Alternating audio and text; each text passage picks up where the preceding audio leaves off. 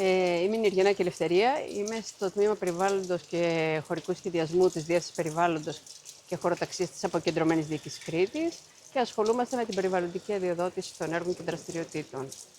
Η γνώμη σας για το σημερινό παιχνίδι, το σοβαρό παιχνίδι το οποίο παίξατε και εφαρμόσατε? Το παιχνίδι ήταν εξαιρετικό, ήταν πολύ καλύτερο από ό,τι υπολογίζαμε, διότι έδειξε την πραγματική διάσταση και την πραγματική άποψη των φορέων σε σχέση με δεδομένα τα οποία προσομοιάζουν στην πραγματικότητα ή σε διάφορα σενάρια που είχαμε.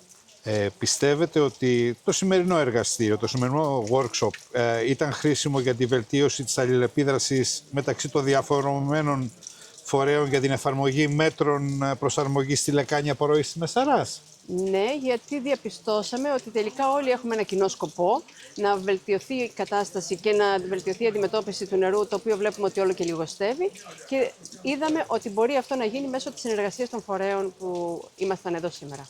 Ευχαριστώ πάρα πολύ. Να είστε καλά.